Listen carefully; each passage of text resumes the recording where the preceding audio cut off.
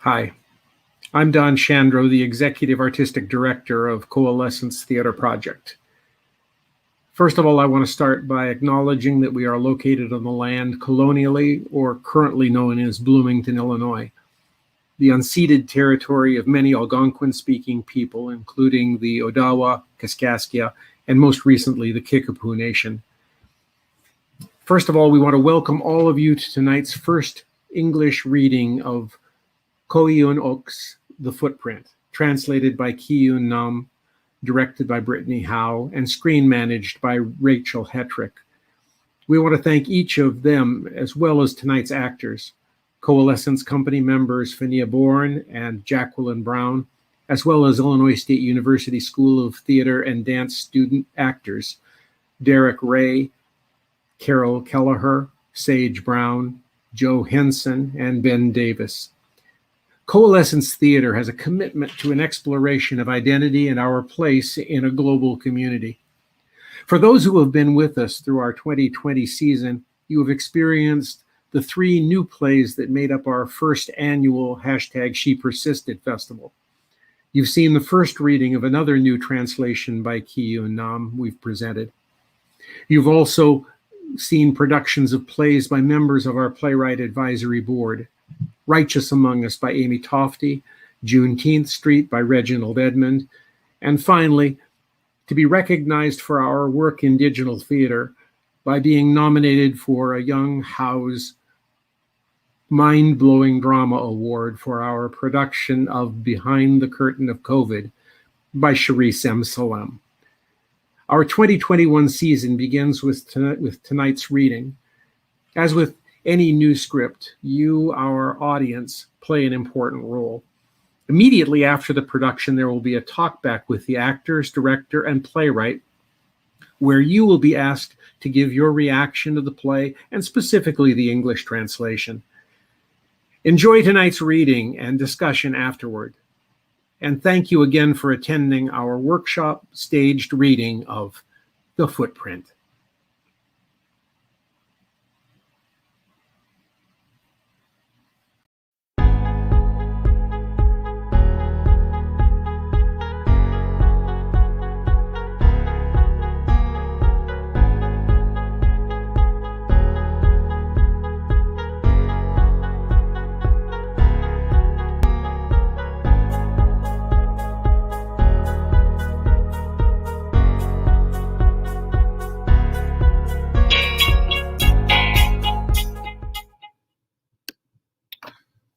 The Footprint by Ko Yeon-ok, translated by Kee-Yoon Nahm. The stage: a rice shop on the corner of a quiet residential neighborhood and the street outside. The audience has an unobstructed view into the shop. Walls may not even be necessary. A door upstage leads to an inner room. Over the shop, we see part of a brick outer wall with a vertical sign sticking out to one side. The street, building, and space feel old. At the same time, you get the feeling that you've witnessed this scene before, perhaps in a memory.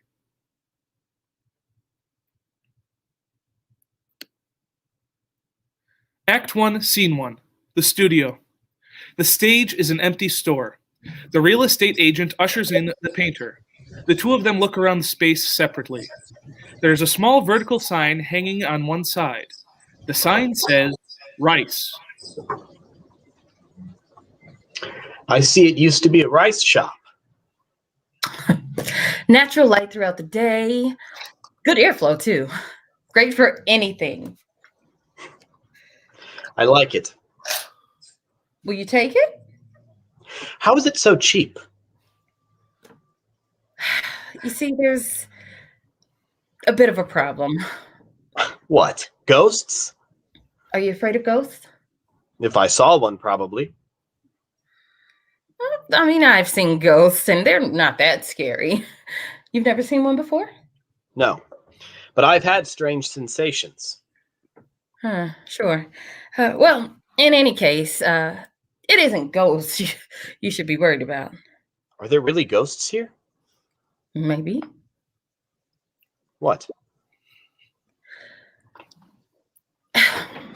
Every single person who owned this building ended up leaving because of someone's death. All unnerving deaths, too. People going missing, accidents, terminal diseases, suicides, homicides. But the worst thing happened to the last owner, or rather his family. His wife and 4-year-old daughter were murdered while he was out on a delivery. A burglar? No. Then what? There's no explanation. No evidence either. At least 10 people said they passed by the store around the time that the incident happened, and some of them even came in to buy something. It's strange how all of those people missed the exact moment of the murders. Painter looks around the shop once more. Change your mind? It feels different now.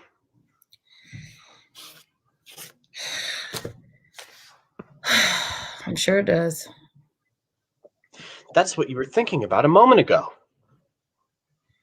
Who killed them and why? It's impossible not to wonder the instant you come in. If you know what happened. Yes. This place feels different. And? I'll take it. You're not afraid? I like this feeling. It gives me inspiration. Well, space is important to artists, is it not? Of course. I've wanted my own studio for a long time now. If you're successful, this place will be famous. Like au revoir. Huh? Van Gogh created some of his most important works there, but he shot himself in the chest to escape from solitude and madness. Well, actually, he suffered from the wound for 2 days before he died. Oh. The previous owner said he'll take the sign down in a few days. Oh, I don't care. You barely notice it. Blackout.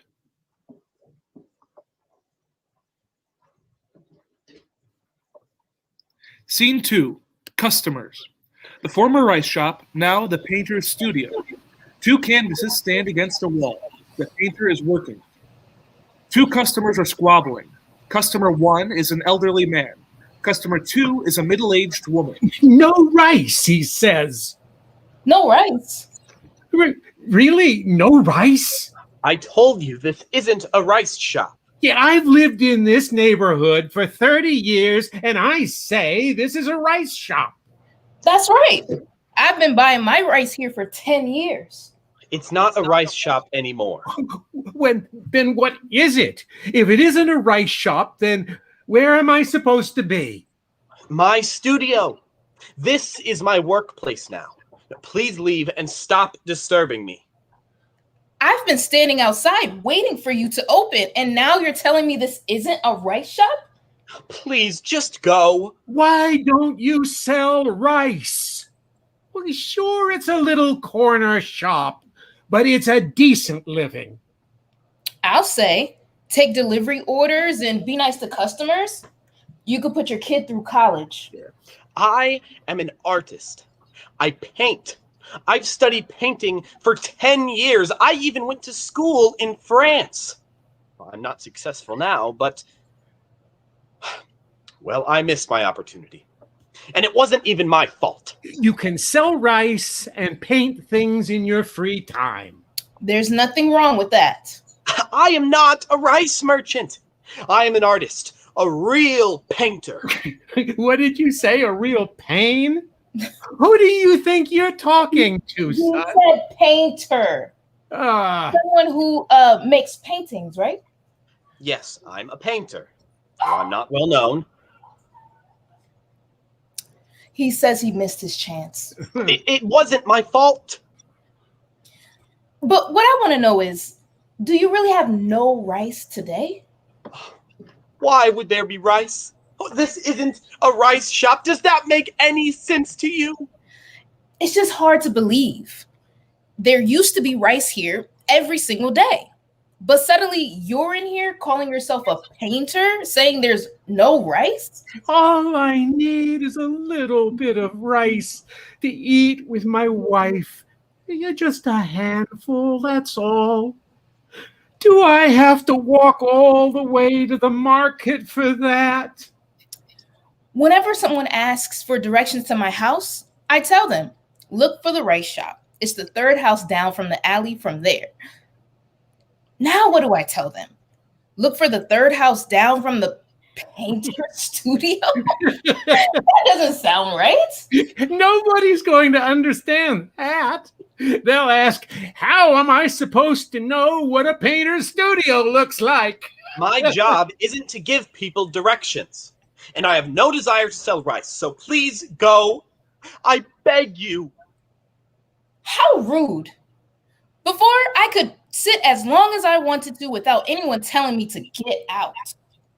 Oh, I remember that. Good morning.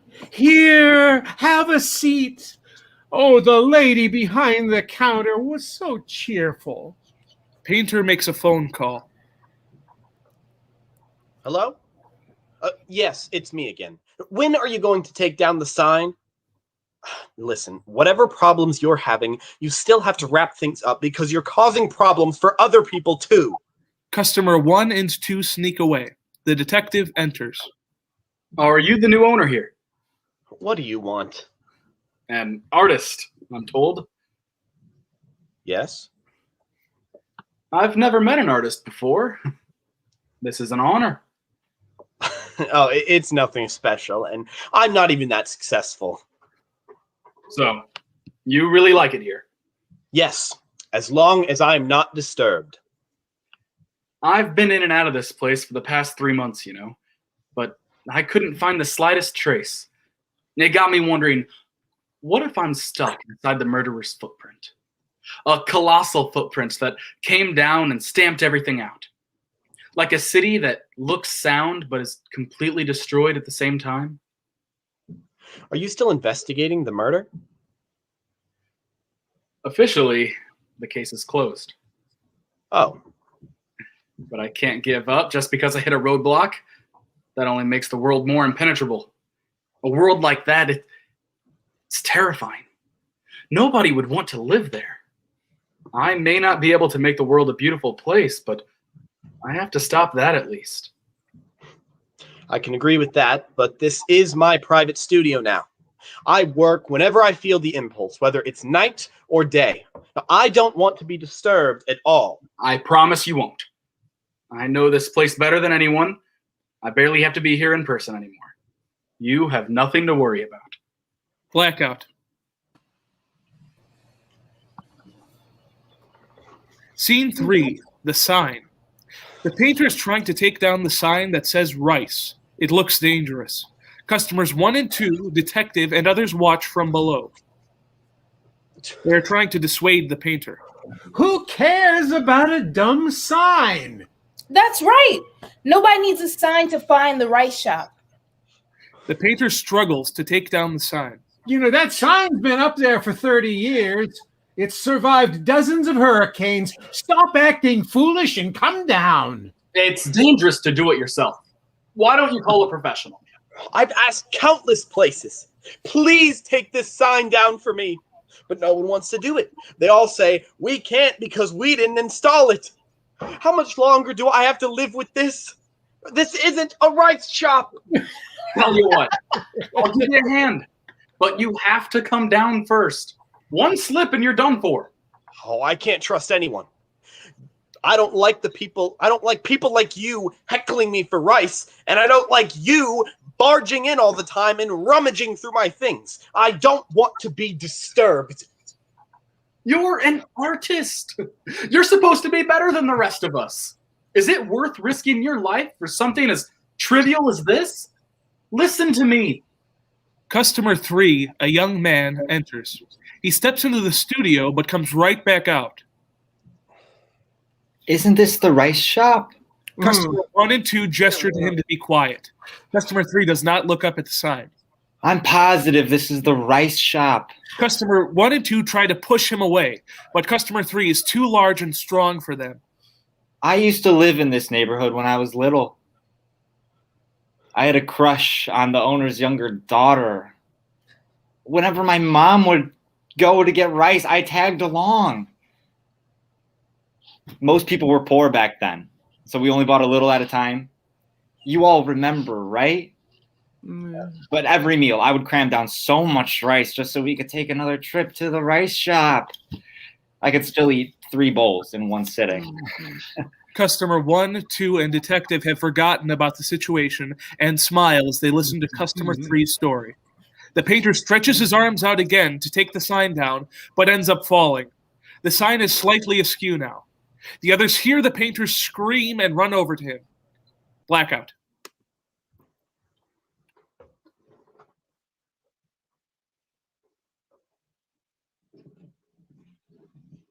Scene 4. Self-service. The studio. Several completed paintings hang on the walls. The painter is hard at work. Customer 3 enters. He walks around the studio, looking at the paintings as if he's done this several times before. He looks at the painter's current work. That's good. The painter ignores customer 3. How much is one of those worth? The painter remains silent. I bet you don't sell them to just anybody. The painter does not answer. Yeah, I used to be sad that the rice shop is gone, but I like looking at the art now. The painter stops working. Sometimes when I'm alone, your paintings get in my head. I feel an urge to run over here and look at them. I guess that's art. Everyone comes across an image in their life that sucks them in. I've looked at a lot of paintings. They're everywhere nowadays. But yours are the best. Thank you. No, thank you. You've opened a new world to me. Until now, I've only lived for simple pleasures. Man, it would have been sad if I died without learning about art. You're too kind. And you're amazing. I'm not really. No, you really are. All I can do is look at these pictures. But you make them. I'm just doing what I like. It's what motivates me. I bet you need more than motivation. God created the world, they say, but not even God can create something this beautiful.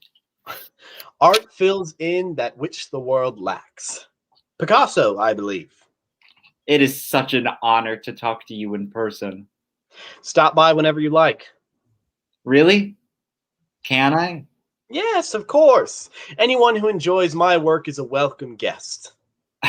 You'll be famous one day. Oh, we'll see. No, I'm serious. You'll get another chance. I'm positive. Thank you. Customer 3 scoops rice from a large sack into a paper envelope and weighs it. People will find out about this new place you have here. It'll be famous. A place where you can get rice and see art. Yeah, I'm not kidding. Customer 3 leaves money in a cash box and takes his change. I had no other choice. I have mortgage payments. Customer 4 enters and looks around. Customer 4 is a middle-aged man. Customer 3 leaves. Excuse me. I'm looking for rice. Over there, it's self-service. Put what you need in an envelope and weigh it. The scale will tell you how much to pay. Customer 4 looks at the scale. Where did you get this? I found it thrown away on a street corner and fixed it up. The rice is from the farmers co-op. They send a sack every morning. And by the way, this isn't a rice shop. It's just that so many people miss the old store. And to be honest, I need the money too. Painter returns to his work. Customer 4 is about to take some rice, but he can't find an envelope. There aren't any envelopes. Huh? Envelopes. Oh, God, it's always something. Painter gets up and hobbles around the studio, looking for envelopes, but he can't find any. I'm sorry. I'm out of envelopes, so I can't sell any more today. Come back later, or if you need the rice that badly, go to another shop. Customer 4 picks up a page from a sketch pad on the floor. Painter has drawn on it. Are you throwing this away? Yes? Mind if I use it? Sure, do whatever you want. Customer 4 folds the sheet of paper into an envelope and pours rice into it. Painter returns to his work. Customer 4 takes a look around the space. These paintings are wonderful. Painter responds with a smile. Blackout. Scene 5. Envelope. Customers 1, 2, 3, 4, real estate agent, and others are standing in a line. They all hold envelopes of different sizes. There are 5 or 6 large sacks of rice in the studio. The paintings on the walls have disappeared. Painter is busy drawing on the envelopes. The customers push and shove, arguing with one another. That envelope is too big. I heard that bigger paintings are worth more. Don't worry, I'll fill it up. When are you going to eat all that rice? It's better to have a bunch of small ones. This is too small. I can't get the brush strokes in. What are you putting in there? Bird feed? Customer 1 and 2 scoop rice into their painted envelopes and exit.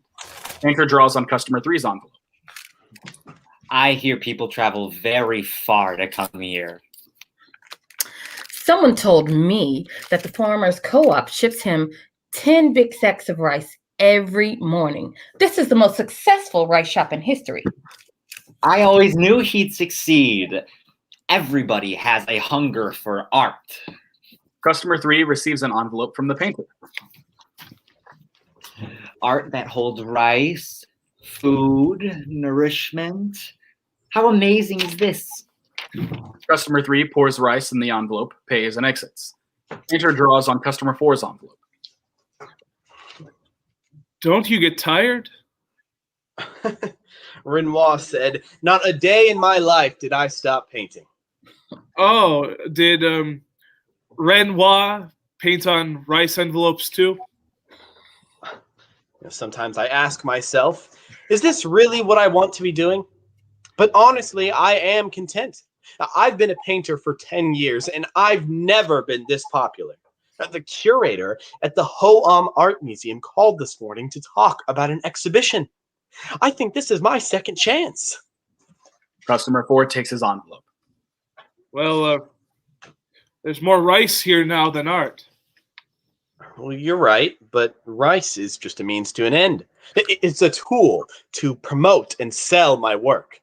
You know what's most important? Showing people that art can be a part of their lives. Eventually, I'll sell paintings without relying on rice, won't I? Without a doubt. You know, this place is going to make you famous. Customer 4 exits. The other customers gather in front of the rice shop. I had a good feeling when I first came here. I didn't want to lose that. You know, you have been unbelievably good for the neighborhood. Look at all those people standing in line. I want to stay here for a long time. The air is clean, there's peace and quiet, and the people are nice. I like everything about this place. I've been thinking, I want to start teaching art to kids in the neighborhood. What a great idea. And in a couple of years, I'll open a classroom for senior citizens who want to get into painting. One step at a time. Everybody here is attracted to art. That makes me so happy. Oh, by the way, there's something else I wanted to talk to you about. What is it? Customers 1, 2, 3, and others gather around the real estate agent for encouragement. Well, I had a discussion with some of our folks in the neighborhood. Yes? And I'm only saying this because you said you like the people here. What is it? And we want you to know that we love you and this place that you've created. You all have expressed that. I'm grateful. So don't take this the wrong way. What are you saying? It's all because we think so highly of you. Just tell me. Well, it's sort of an unwritten rule that when a shop sells rice, they also have kimchi and cigarettes in stock. Of course, a lot of shops sell other things as well, but kimchi and cigarettes, they kind of go hand in hand with rice, you know? I don't understand. Think about it. We buy rice here, but then we have to go all the way out to the market for kimchi and cigarettes. Does that make any sense? So you're asking me to sell kimchi and cigarettes too? I mean, it's easy compared to rice. I mean, they come prepackaged, neat and clean. All you have to do is stack them up in that corner over there. And The neighborhood people nod their heads in excitement. The painter stands up. You really want me to run a grocery store? I'm going to have a solo exhibition at the Hoam next month, and you want me to be a rice shop owner? What's wrong with being a rice shop owner? No shame in that. But this isn't a rice shop.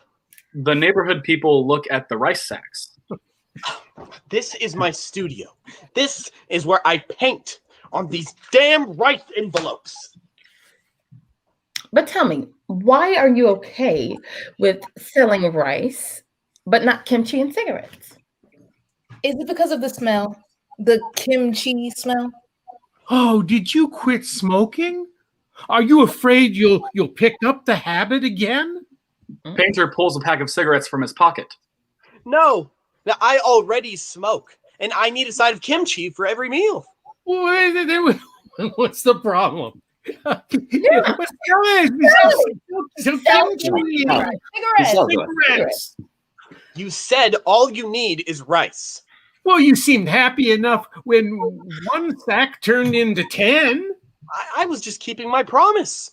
I promised that I would sell rice and nothing else. What's all this about I promised? I can't believe how heartless some people are. Oh, Painter throws one of the painted envelopes. Get out, all of you. oh, Must be one of those artists. Real estate agent exits. The neighborhood people follow. Painter throws his brush in frustration and sits down. Woman enters, holding an envelope, and watches silently. Painter sees that he has a customer and wipes the tears from his eyes. Give it to me. Woman gives him her envelope. Painter starts drawing on it.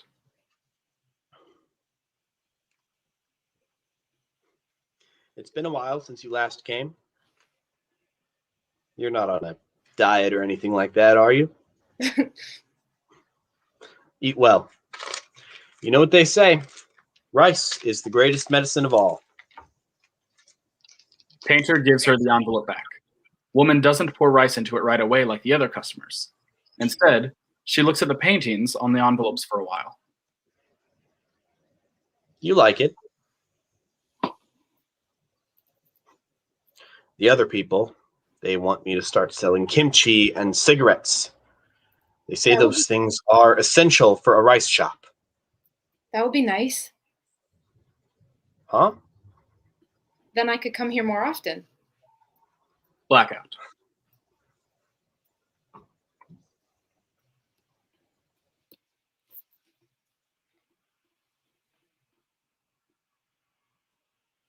Act 2, Scene 6, Rice Shop. There are no canvases or art supplies on the space anymore. The studio is turned into one of those chain grocery stores, stocked full of rice, kimchi, ramen, salt, cigarettes, vegetables, and many other goods. There is a cashier's counter near the entrance and a curtain that covers a corridor into the back room. There is a small, round, wooden stool in front of the store. The painter's wife, formerly the woman, is keeping the books. She is in her last month of pregnancy. She answers the ringing phone. Hello? Yes, this is the rice shop. 4 kilos of rice, 2 kilos of kimchi, 1 kilo potatoes, 1 kilo onions, 1 block of tofu. Second floor, Minju's house. Oh, you must be the new tenant who just moved in. Yes, you heard right. Unmatched in quality and price. No one in this neighborhood goes out to shop anymore. Absolutely. We'll get that delivered to you right away. Thank you. Painter enters on a bicycle. He is returning from a delivery. Wife greets him with excitement. You're back. I have great news. What? A local farm agreed to be our direct supplier. They'll start shipping us rice. Really? They're calling it transitional organic produce. It's cheaper than certified organic rice, but still pesticide free. They're going to see how well we do with the rice and then consider supplying fruits and vegetables too. I'm so happy. My dreams are coming true. I've always wanted to run an organic food store. Organic fruits and vegetables? Aren't those smaller and have insect marks? Do you think our customers will buy them? We can't just give people what they want. We have to enlighten them. This is our shop. We can make it whatever we want. You're right. They have to see that people don't eat only because they're hungry anymore. They might be demanding this and that right now, treating us like, I don't know, they're servants. But one day they're going to bend and grovel at our every word and be grateful for what they get. Wife exits into the back room. Painter sits in a stool in front of the store and looks for something. Have you seen my book? What? History of Western Art, Volume 2. I haven't seen it. I'm sure I put it there. Wife enters, dressed to go out. Why are you always losing your things? I don't know. When I was young, I never misplaced an eraser. I'm going to the hospital. Ask the doctor about the stomach pains at night. I will. How about I close the store for a few hours and go with you? Don't even think about it. Wife grabs a bag and leaves. Painter sees her go. He looks around and notices the sign hanging askew. He makes a phone call. Hello? This is the rice shop. So, when are you going to replace the sign with ours? Who's going to take responsibility if it falls and hits someone, huh? Hello? Hello? Bastard. Customer 4 arrives. He looks around the shop as if he's unfamiliar with his surroundings. Hello there. Looking for something? How did you fill up the shop with all these things? Oh, it all happened so quickly. Sometimes I have trouble believing in it myself. I'd have a hard time finding rice here. You should take down the old sign. No, you're wrong there. Rice isn't just a product. It's a symbol. It's the most fundamental thing we need to live. If we think back to, say, 30 years ago, all you needed in a rice shop was rice. But not anymore. People these days need all kinds of things to function. A local runs into the shop. Hi, cooking oil. Cooking oil. I need cooking oil. My pan is burning. Painter hands them a bottle of cooking oil before they have a chance to stop. Put it on my account. They leave. Without missing a beat, Painter writes down how much they owe him on a small notebook attached to his clothes by a string. A young woman, evidently still getting dressed for work, runs into the shop. Coffee. I need coffee color size 2. Painter grabs a handful of pantyhose packs and finds coffee color size 2 for her. Young woman puts the pantyhose on in a hurry and dashes out. Thank you. Whew. If a customer is looking for one thing, we need to have at least 5 in stock, plus a couple of similar items just in case. But for products going out of season soon, we have to put them where they can be noticed while there's still time. New versions have to be in stock as soon as they're advertised. People absolutely have to have their things. Women, men, little babies, old people, single men, female students, and on and on. Customer 4 looks over the stacks of goods on the shelves. You'd get buried under all that stuff before you can use it. Oh, all distributors say the same thing. For products in the same category, stack them as high as you can. That's how you convince customers. The store is always full of things to buy. You earn their trust. People nowadays can't do anything without consumer goods. But don't worry, everything is perfectly organized down to the color options. Just say what you need. I'll find it for you in the blink of an eye. Did you say you need rice? Where's the scale? Oh, I threw it away. I didn't need it anymore. Everything comes prepackaged. Then I assume you don't paint on the rice envelopes anymore. You remember that? I still have them. That's I don't know what to say. I really do. Every single one you made. I keep them at home. After the exhibition at the Hoam Art Museum, I stopped painting on rice envelopes. I lost my second chance. What do you paint on now? For a while, if I really wanted to draw, I would use the back of my hand. But then my wife found out, and I started drawing on the bridge of my feet. Sometimes I would wake up in the morning to find that the sketches had rubbed off. You lost your studio. Now you're saying you've lost your own hands and feet. Could I visit sometime and see my paintings? Of course. I was happy when I could paint from morning to night. Renoir said, Not a day in my life did I stop painting. I didn't understand what that truly meant back then. Will you really visit? Absolutely. Come by any time. Thank you. I really will. Blackout.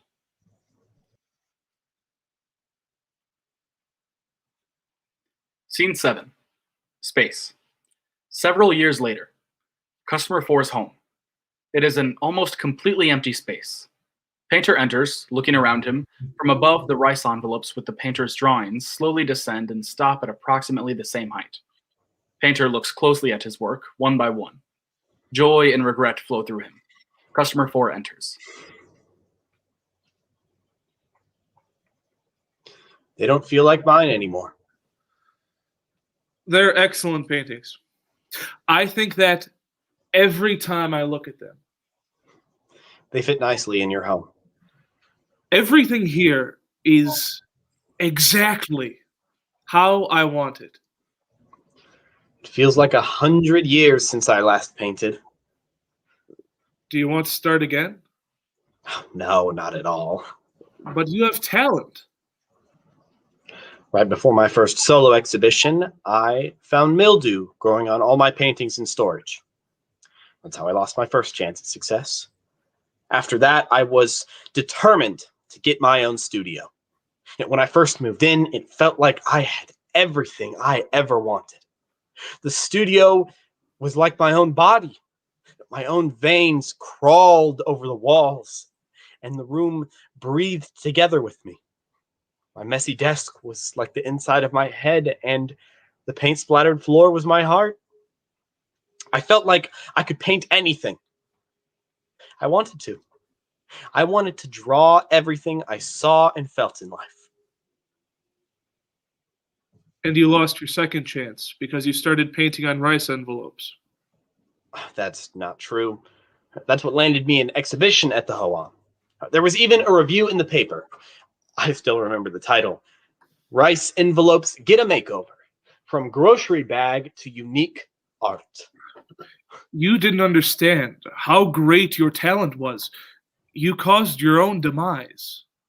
When people got their rice in my little envelopes, they wanted more.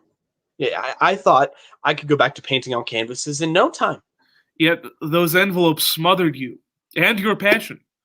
And now even the envelopes are gone. My studio has been a rice shop for a long time now. And I am a rice seller. I couldn't avoid it. It was like fate. That's not fate. You simply lost the most important space in your life. Art depicts a place, and in that process creates a new space. Who said that? Don't you want to reclaim it? It's not too late. The rice shop is my space now. I can't paint there, but I can still read. I'm thinking of becoming an art critic. You'll have to find somewhere else to read. That space isn't yours anymore. Sometimes the books mysteriously vanish. Can't you see? The space is being overrun by other people's things. It's true I barely have room for my things anymore. But as long as the shop belongs to me, those things are mine too. All those products are blinding you. They create corners you can't see. You're losing sight of your space. That's why I put up 3 of those fisheye mirrors. There are new pockets of space that didn't exist before. In between packages, between the shelves and the walls, between people and objects. New spaces that no one can see. What goes on in those hidden spaces right now? Think about it. Doesn't that make you nervous? I know exactly where everything is. It's all perfectly organized. And of course I know what goes on in my own shop because I'm always there. Customer 4 is referred to as a former owner from here on. I thought the same. I thought I knew everything there was to know about my shop. You know what happened, though? My wife and daughter were murdered there. Painter grabs former owner by the collar. It's you. Why haven't you taken down your sign? You made a promise. I'm sorry about that. I really am. But you have to understand, I couldn't go back at the time. Things could have turned out differently if only you took the sign down right away. None of this might have happened. Don't blame the sign. You lost your second chance. You turned into a shop owner. It's your own fault. Your greed. Painter grabs former owner again. Why did you bring me here to show these paintings to me? Were you bored? Are you mocking me or want me to, what, go back and kill myself? Well, screw that. I'll keep going. My life is still worth living no matter what you say. You have to stop. It's dangerous. Get out of my way. There's too many things. Too many things. Rice, vegetables, fruits, cleaning supplies, office supplies, hardware, or organic foods, health products. It's like a flood. That's what's sucking them all in. All those people, men and women, young and old. Business is good. What's wrong with that? Everything is in plain sight, which means you can't see it. Can't see what? What are you talking about? People don't just buy things there. I bet you can't even remember most of the customers who come in, but they leave a trace where you can't see, in dark corners. They leave their sadness and anger and desire and malice and hatred. It seeps out of their eyes and the tips of their fingers. Your doors are always open. It's like heaven to them, a place where they can get anything they desire. I don't understand. It used to be your shop. I used to think someone came in on purpose to kill my family, but that wasn't it.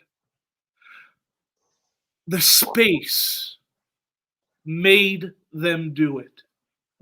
The space told the murderer, no one can see what you do in here. You can do whatever you want, and nobody will know. You can be the master here. The space whispered in their ear. The space whispered? Haven't you felt it? Something moving in the air. It slid between me and the space, a cunning veil that shows a place you think you know so well. But what's behind the veil? The truth, cold and horrifying. It was right there from the start, like a black fruit swelling up. Go now, your shop. It's the most dangerous place in the world right now. Painter takes a few steps backwards and then runs out. Blackout.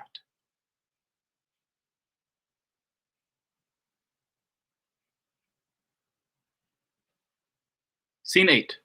Unseen spaces. The rice shop. Painter runs in. He senses that someone is inside. Who's there? Who are you? Get out! Wife emerges from someplace deep within the shop. Why are you shouting? What if a customer had heard you? Where were you just now? Are you all right? I was here, of course. What's the matter? Painter looks around the shop. Something feels strange today. What feels strange? How many products do you think we have? I'm not sure. 300?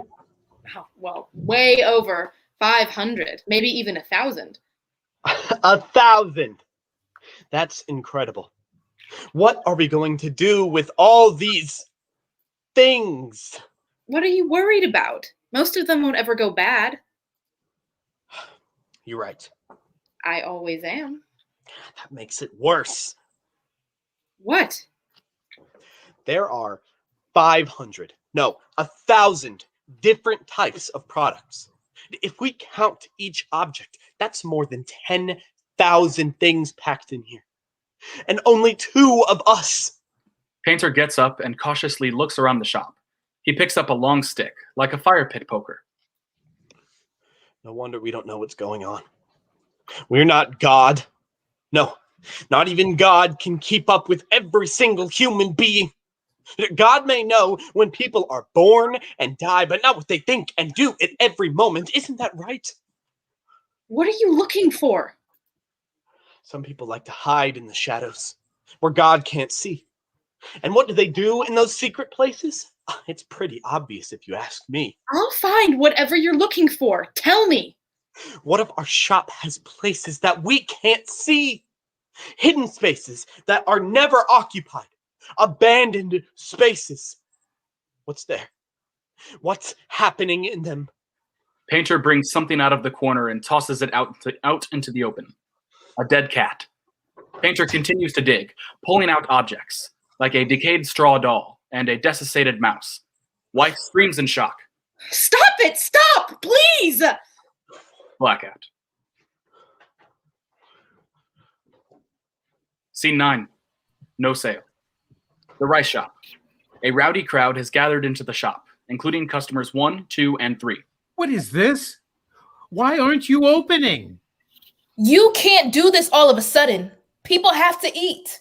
You got us into the habit of buying our groceries here. What do we do now? Starve? I'm not selling anything. Not even a pack of gum. So you can all leave. What are you going to do with all of this? You toss it in the river? If you're closing the business, at least sell what you have on the shelves. No.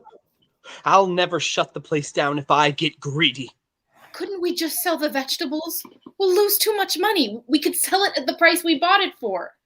Listen to her. We'll buy everything here in a couple of days. The neighborhood people bring in real estate. No. I'd rather throw it all away. Please, everyone, just go.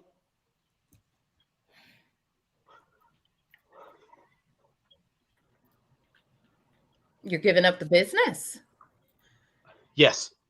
I'm getting rid of all this and never selling a thing again. Well, what will you do then? Well, it'll be a while before I'm ready, but as soon as I untangle this mess, I'm going back to painting. Painting? Will you be able to pay your mortgage with that? You know, rates are going up. To hell with your mortgage. Can you live on painting? The painter can't answer. Tell me, how will you provide for your family? What if, say, your kid gets sick? Would you be able to take him to the hospital? That's still better than the terrible things in store if I stay here. But police protection in the area has tripled for the last 5 years. There are 5 security cameras on this street alone. They keep watch 24 hours a day. Besides, your shop is always full of customers. What else is there to be afraid of? I'm afraid of all these things. There are too many to count. No, my head spins just trying to remember where each one is.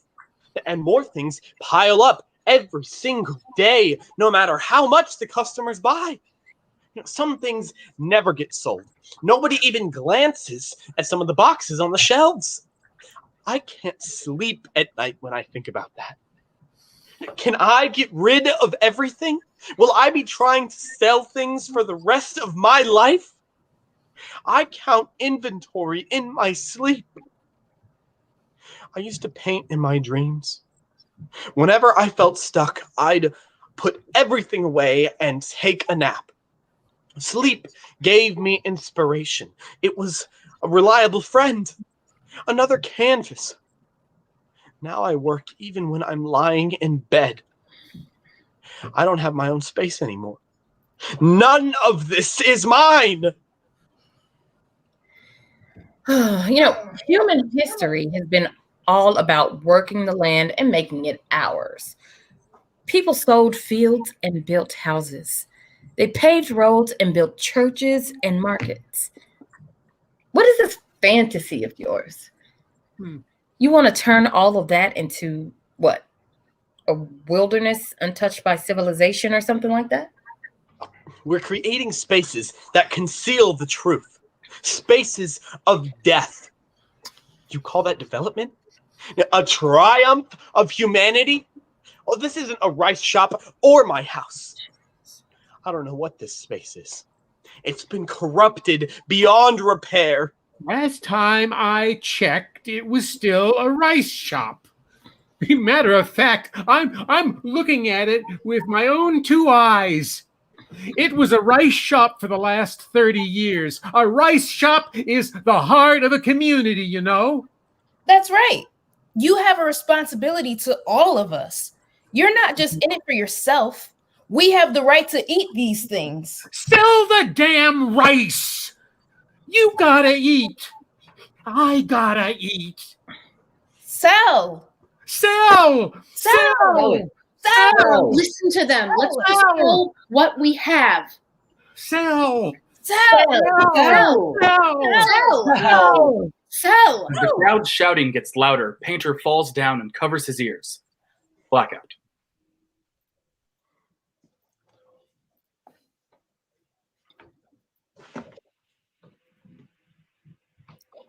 Scene 10, closing shop. There are noticeably fewer goods in the shop, but the shelves are still stocked. There's a box of the painter's things next to the chair. Painter is on the phone. That's right. Just come and pick them up. You don't have to refund us anything. What? No, nothing wrong with the goods. It's just that I'm trying to fix a problem. Yes, that's it. The shop is the problem, not the goods. Well, but the goods are a problem too. They have to go to fix the problem with the shop. Yes, that's exactly it. No, I assure you, there's nothing wrong with the goods. They just can't sit here. Why does it have to be so complicated? Why can't I just return the damn chocolate bars? He hangs up. Customer 2 enters. She looks around the shop.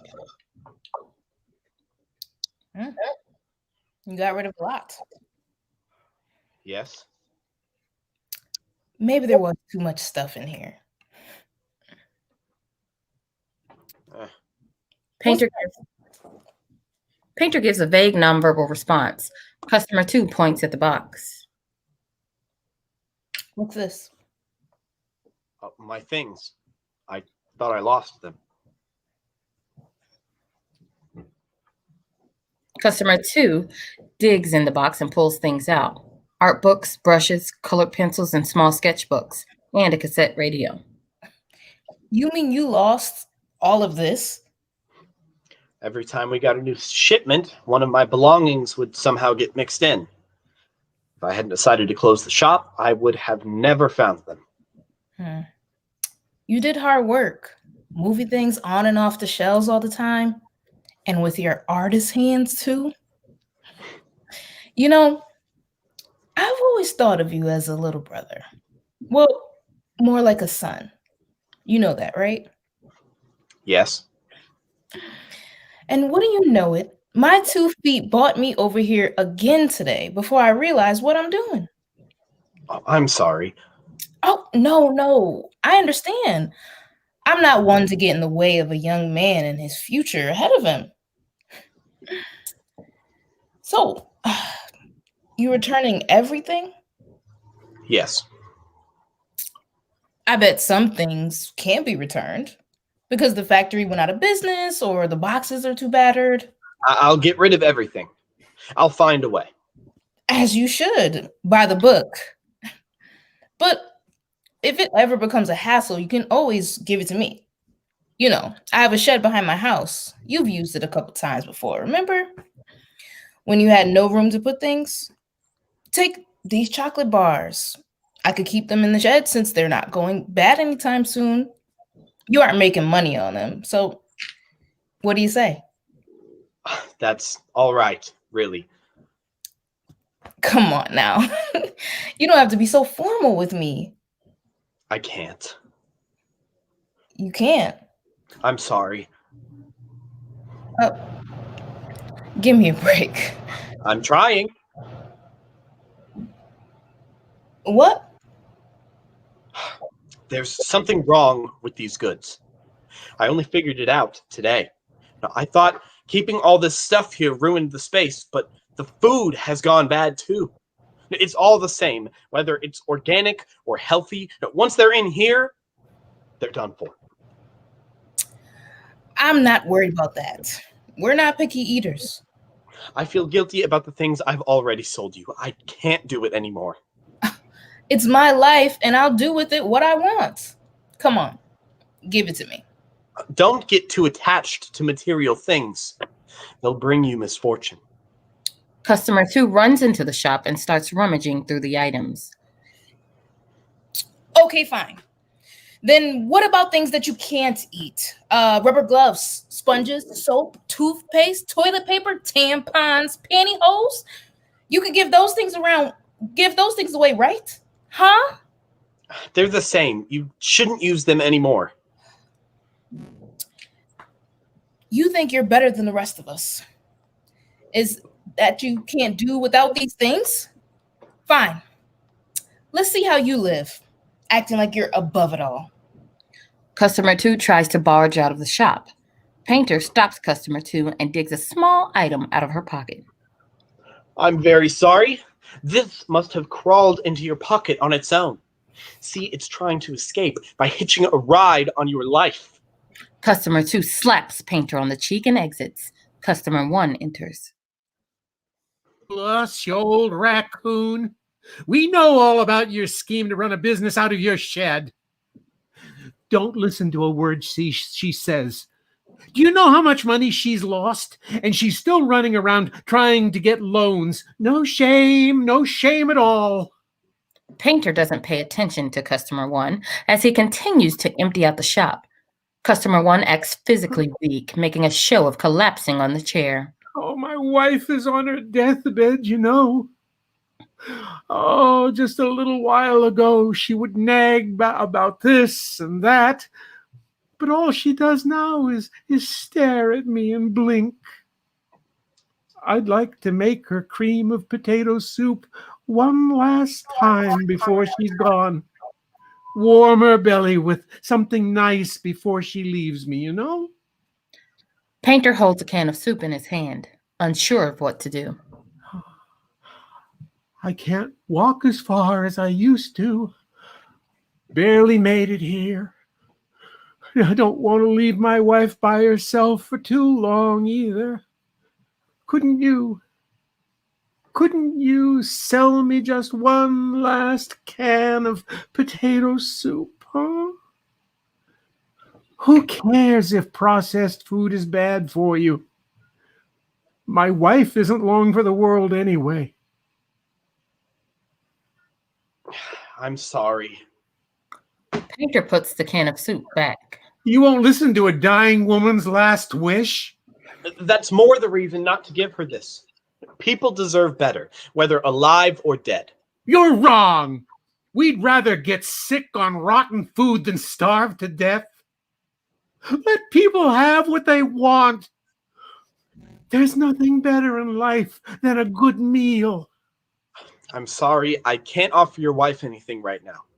I really am, but I can't have her eat this stuff anymore.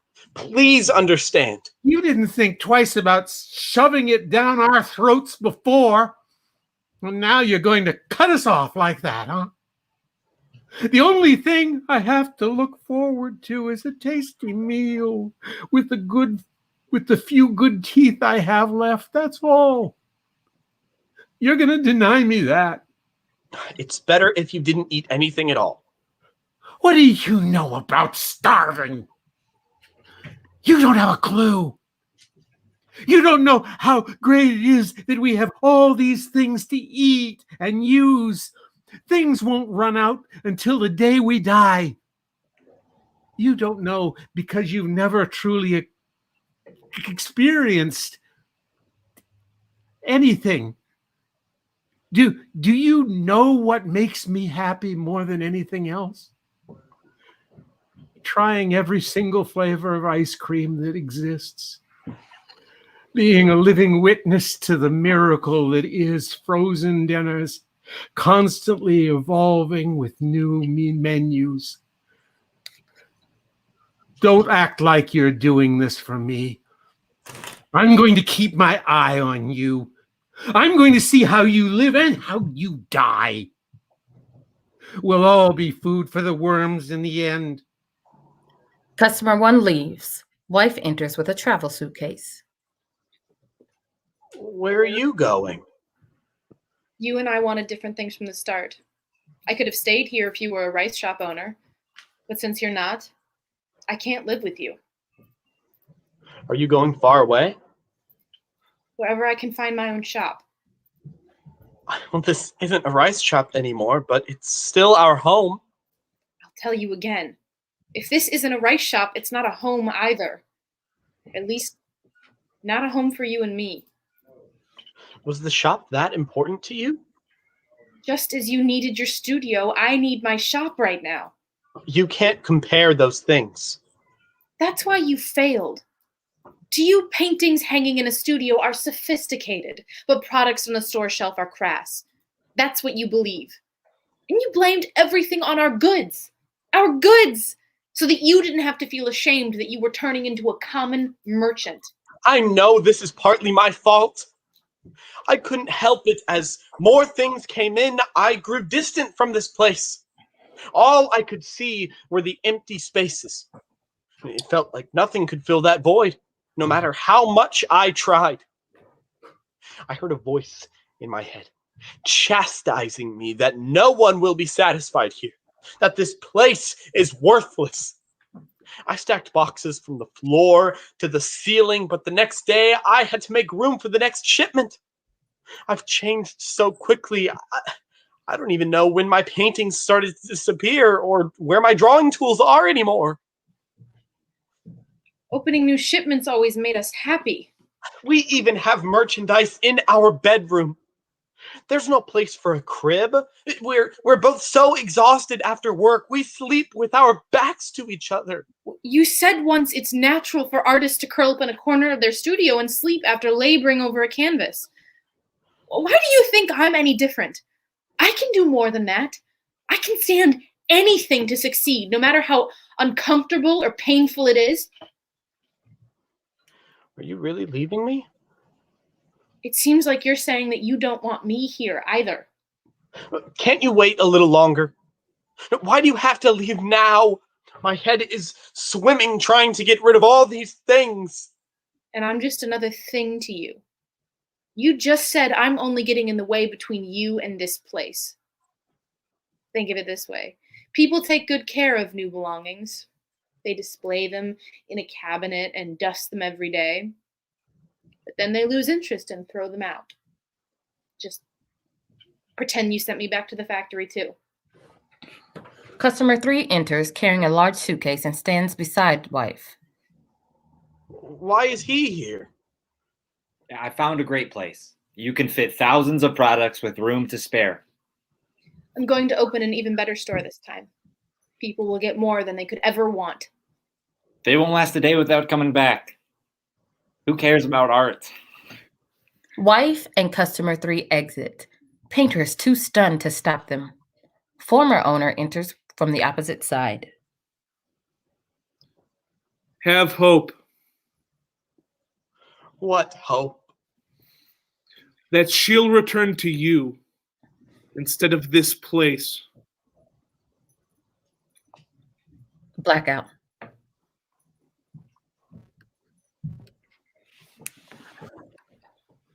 Scene 11. Resistance. A crowd, including customers 1 and 2, barge into the shop. Real estate leads the charge. Painter spreads his arms and tries to block them from entering. Customers 1 and 2 try to squeeze in between Painter and the doorframe.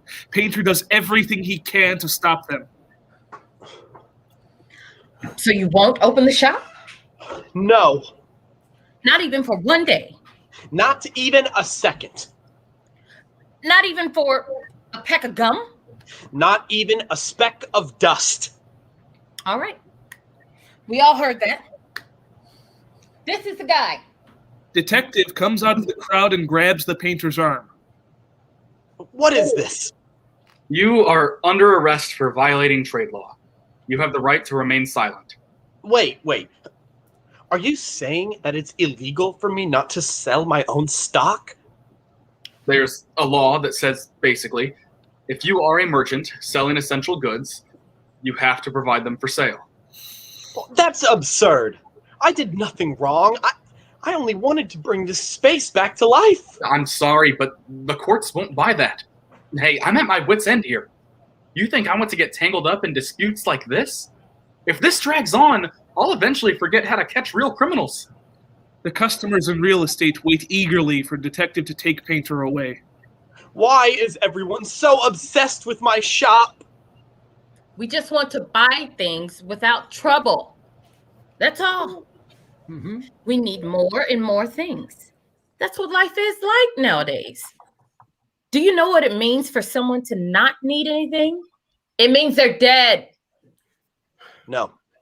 No, you're wrong. All things go bad. They rot. The more you try to have, the more you become a living corpse, rotting from the inside out. Oh my gosh. You know what? You're the one suddenly obsessing over this place. What's that all about? You chose to start selling rice. You opened this shop of your own free will. You're right. Back then, I didn't understand what this space meant. I made excuses and compromised, and in the end, I failed to protect it. Well, the community has decided to do whatever it takes to restore the shop to normal.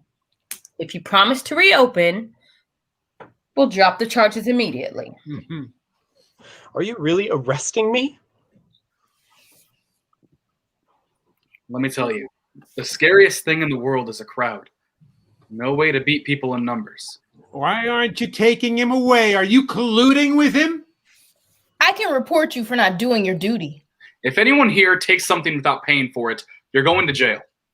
Mark my word. Oh, now you're treating us like thieves. Customer 2 waves her wallet at the detective. Don't worry, we'll pay for anything we take. The people all wave their wallets at the detective. We prefer self-service. Leave it to us. Same goes for anyone who doesn't pay full price. I've been in here as much as my own house. You think I don't know what things cost? If the books are off by even a penny, I can lock up the whole lot. What good will that do? It's all over. I don't want to come back here. Blackout.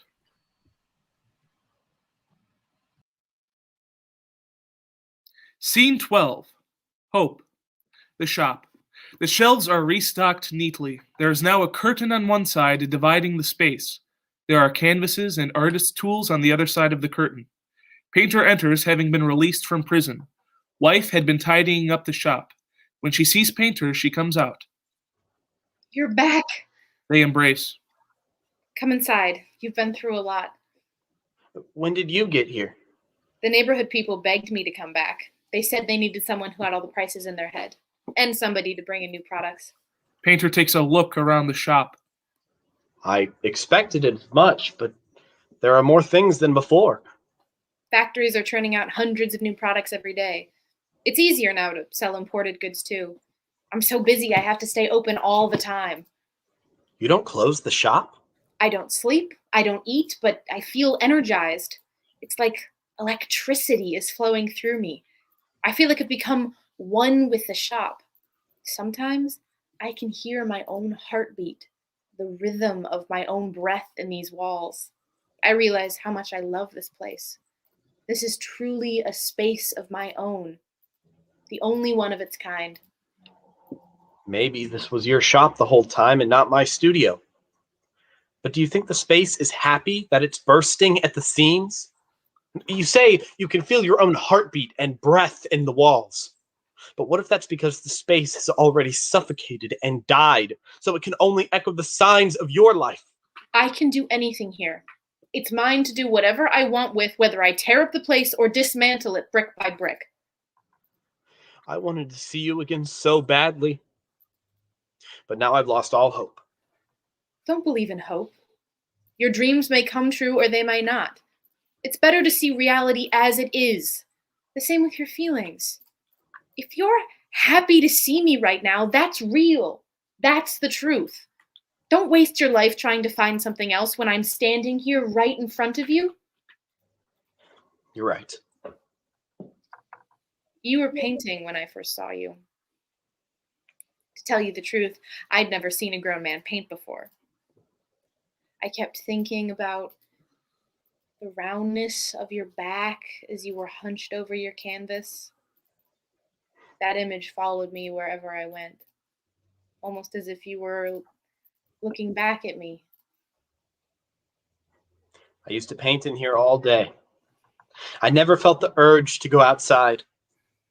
In fact, I felt like I could see everything I wanted in here. I was so certain that this space belonged to me, the only place in the world that I could claim as mine. My hope was to fill it with my soul and consciousness. I feel like I'm quoting someone. Who was it? There is this new space for you. Come here. Huh? Wife shows the painter the small studio behind the curtain. You really did it. You cut it in two.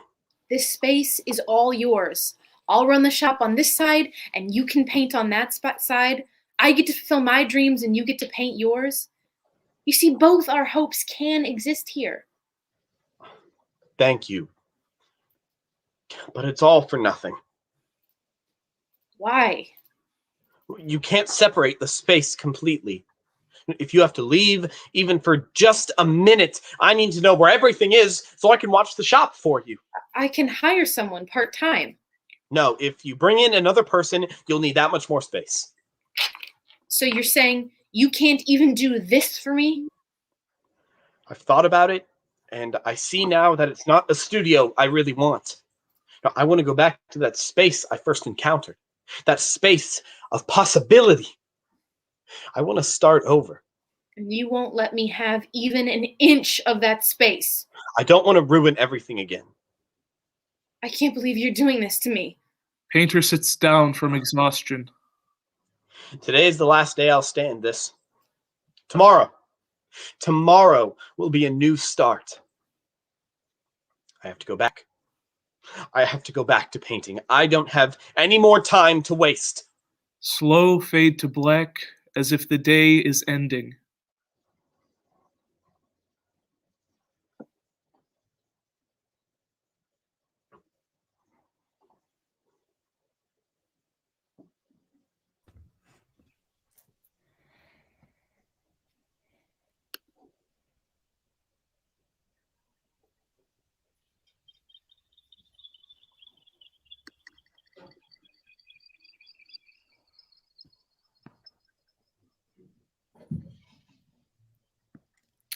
Hand me 2 kilo pack of flour, will you?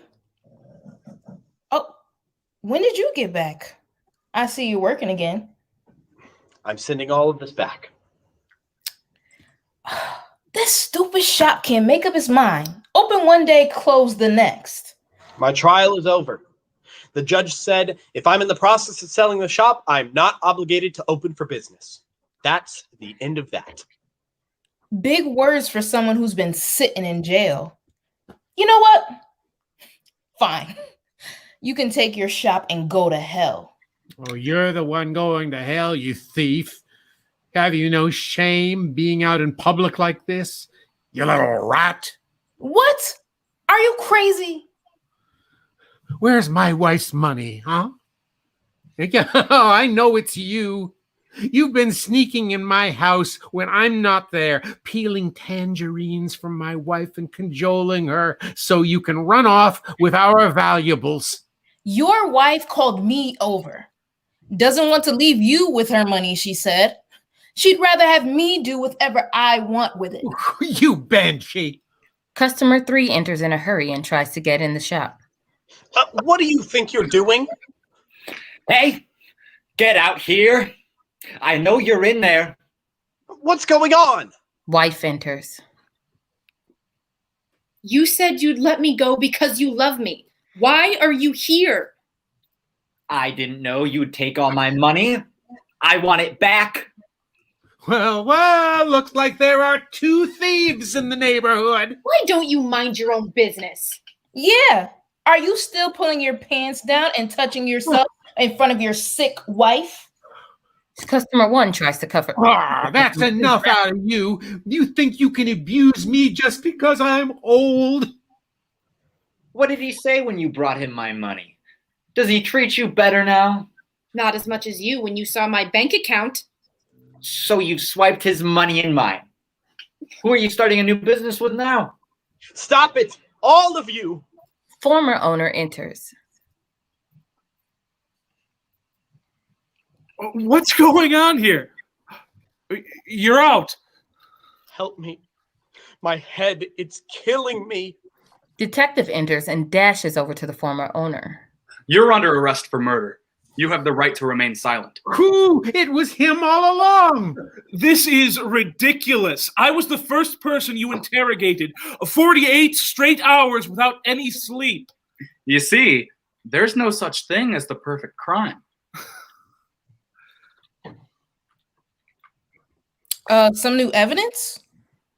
Remember the woman you delivered groceries to on the day of the murder?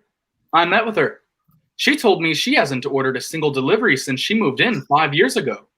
That's a lie. I was there on delivery. That's true.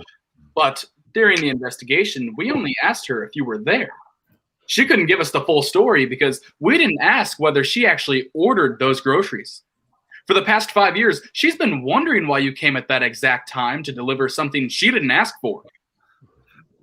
Liar. She told me to come whenever I could. Why'd you make the delivery without an order? Why? Is that your evidence? That's the dumbest thing I've ever heard. You think you can wave this testimony away? You'll see. This little seed will grow into a tree soon enough. Oh, detective, take her away too. She's causing all kinds of trouble in the neighborhood. You better shut your mouth or I'll shut it for you. Oh, I remember when you couldn't even afford rent. Did you know she used to live in a shed? But somehow she conned her way into a big house, and now she goes around the neighborhood acting like she's a community leader or something. I tell you, she's swindled so many people out of their money. Once the police investigate, she'll be locked up for life. You want to get the police involved? All right. Let's see which one of us should go to jail. This old man has been abusing his wife for the last 55 years. In public, he makes a big show of making her soup, but her poor old body is covered with bruises. I can tell you exactly where they are. Stop interfering with police business. My head is scrambled enough as it is. Do you know how important this is? I may not be able to make the world more beautiful, but... Customer 3 grabs Painter by the collar. It was your plan all along. You sent her to steal my money. Hey, let him go. Who are you accusing of stealing? Husband and wife. Till death do you part, huh? I don't know anything about this. She flirted with me every time I came here. Now I see it was all a plan. What are you waiting for? Cuff them. There was no plan, and I made it clear I wasn't committing to anything. You're in love with big stores. Let's see you try and start one in prison. Quiet! All of you! You think I'm a dog that bites on command? We have procedures for civil complaints like these. Why ye waste time? I saw everything. Tell him. Let's go to the police station and see whose evidence is more solid. Hey, I should be telling you to go to the police station.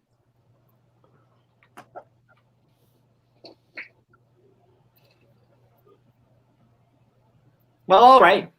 Let's all go. Let's see how low you can go. Let's go. Fine. Customer 1, 2, 3, and wife lead the way. Detective grabs former owner and follows him. Painter feels dizzy and is about to fall over. He barely makes it over to the chair. Time passes. Former owner returns. You're back. They're all gone? Yes.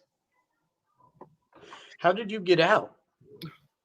It wasn't hard. The detective cross-examined me with that woman, but this time she said she never said anything about the delivery. Said she never even met the detective before. How do you know she's telling the truth this time? Are they really all gone? Yes. So you don't trust me either. What? You want them.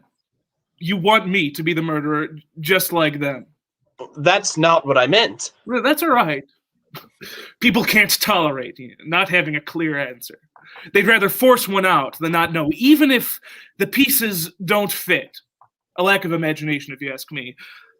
I thought you'd be different. Please stop. My head hurts so bad. You want me to shut up? You're nothing but a rice shop owner. Painter is silent. You call this a rice shop? Where's the rice? I don't see any. Painter doesn't respond. He slouches over in pain. What's the matter? Nothing to say to me? What, are you siding with this cursed place? Keeping your mouth shut, huh? Acting like I'm not here.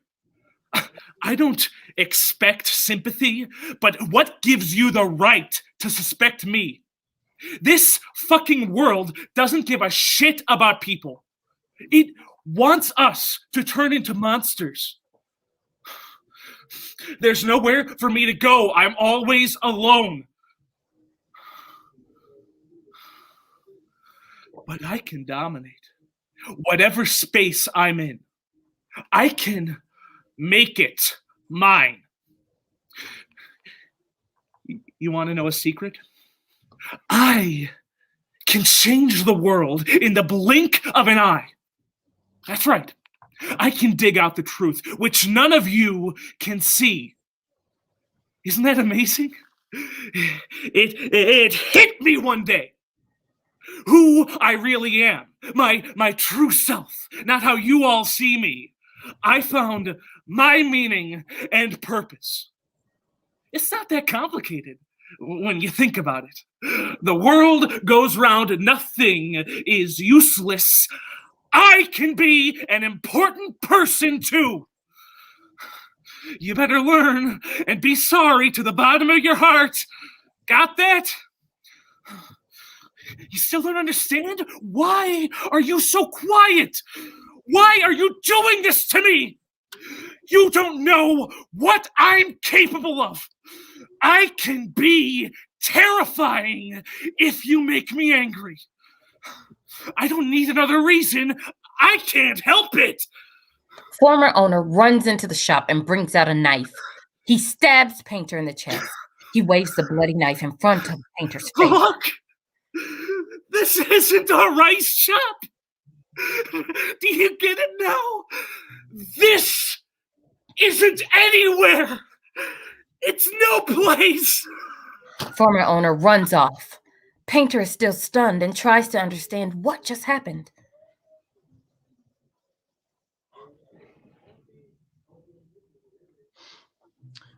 You made sense for once. You're right. This isn't a rice shop. But why'd you attack me? What did I ever do to you?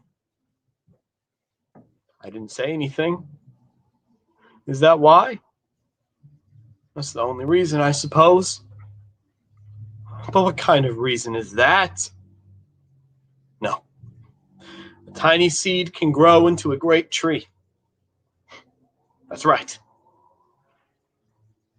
Am I dying? If only. If only someone found me and took me to the hospital, I could still pull through. Maybe. I can't tell how bad it is. Would I know if I were a doctor? My father wanted me to be a doctor. He said he wanted to die one day in a big hospital where his son worked.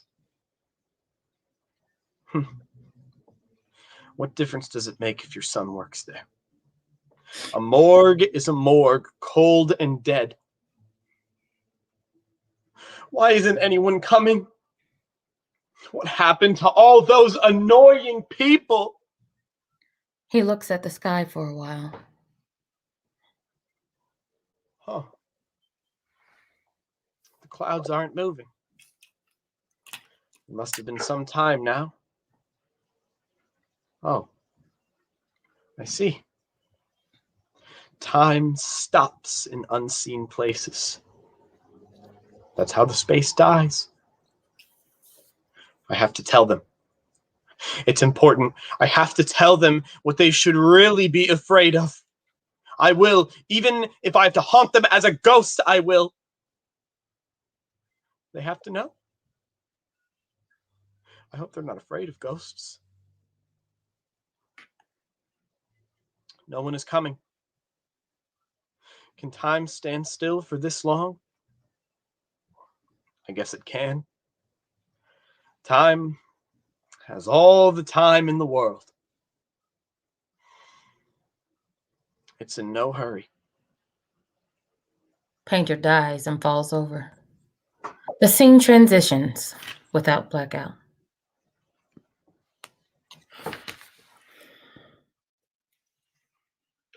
Scene 14. Epilogue. Real estate brings new owner into the space.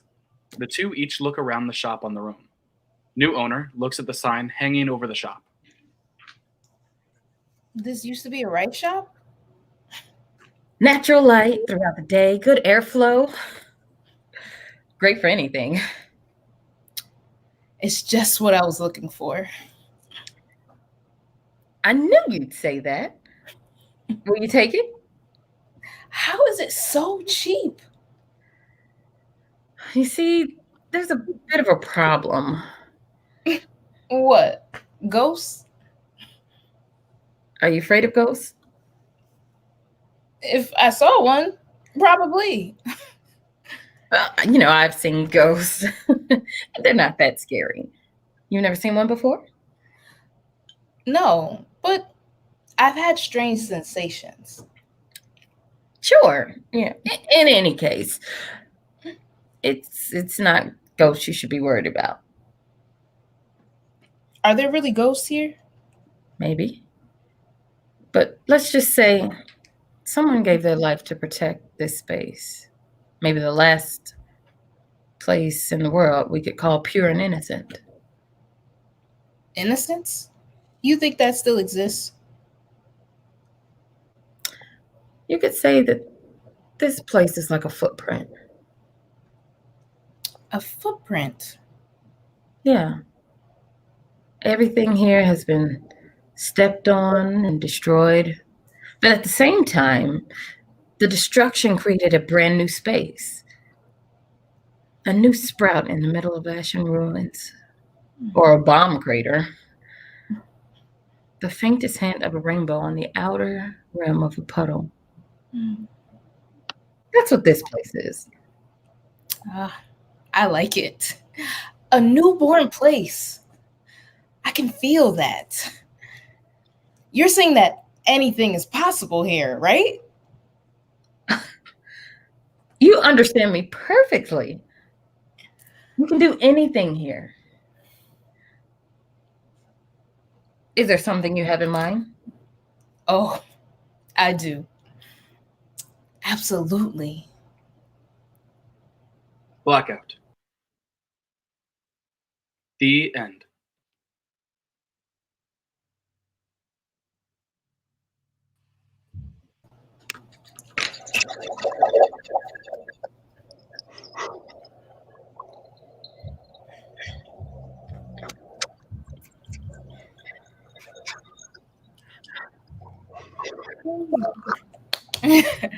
Hello, everybody. Hey. Everybody knows who I am. I got to introduce myself at the very beginning. Well, at least that was a recording of me. If it wasn't actually me.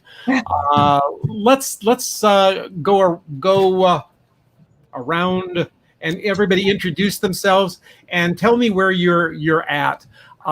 Vania, let's start with you, and then we'll go down in a circle and around. Okie dokie. Hello, everyone. Thank you guys for joining us. My name is Finia Bourne, and I am a professional actress here located in Chicago for the time being. Hi, I'm Ben Davis. I'm a student. I'm an acting major at Illinois State University. I'm planning on graduating in December, and I'd like to go to Chicago after that. Hi, my name is Joe Hansen. I'm a senior acting major at Illinois State University, going to be graduating this semester. And I'm currently also located in Chicago. Not the same place as Fania, but somewhere in Chicago. He's lying. He's like right here. I'm messing. I'm Britannia Howe, and I live in Normal Bloomington, and I am a directing MFA student. And I have had the pleasure of directing this. These are wonderful, wonderful actors. My name is Derek Ray. I'm currently located in Normal as well. I'm a senior acting major as well. I'm Carol. I live in Bloomington, and I'm a junior acting major at Illinois State. My name is Sage Brown. I am also an acting major at Illinois State, and I'm also in town. Hi, I am Jacqueline Simone Brown. I am from New Haven, Connecticut. I know, I see you down there. I am an actress, writer, and director. And she is in New Haven at this very moment. Yes. And now I'm going to bring on Kee-Yoon. Hello, everyone. Thank you all for being here. I'm Kee-Yoon Nahm. I'm the translator of Ko Yeon-ok's The Footprint. I teach in the School of Theater and Dance at Illinois State University and work as a dramaturg and translator. As I said in my intro, this is really this whole presentation is for Kee-Yoon, the translator, to give him an idea to hear the language for the first time. And so what we want is your impressions of what you've heard, and we can just comment on those as we go along. Yeah, I want to start by really just saying thank you to Coalescence Theatre Project, Dawn and Rachel, for organizing this translation workshop.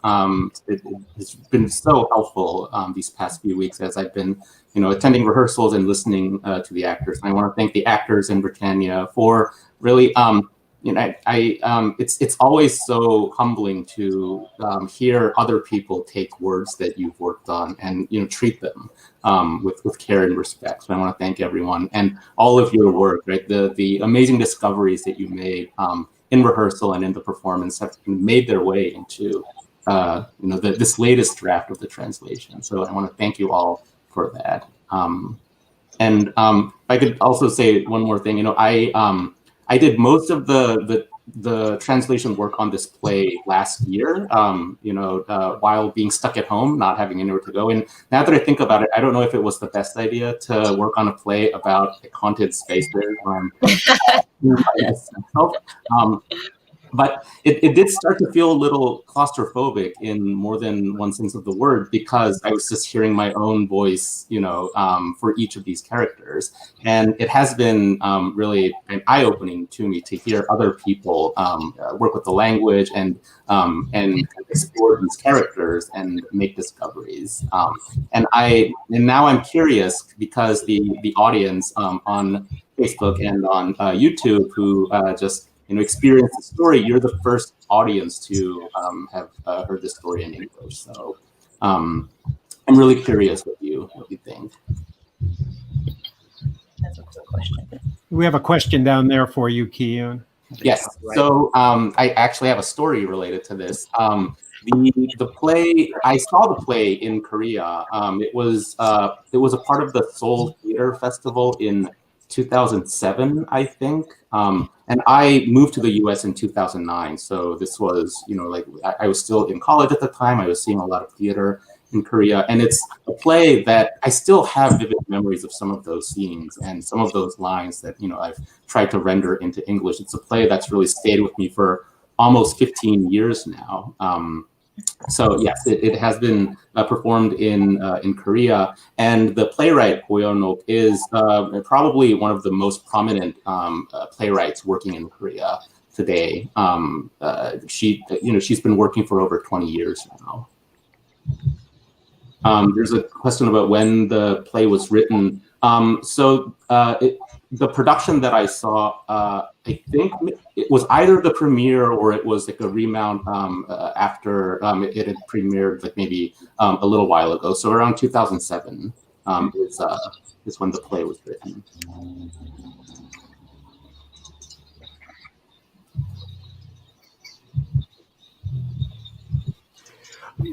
Let me ask you this, Kee-Yoon. You said that when you were in the translating process, you felt like you were hearing everybody in your own voice until you heard us.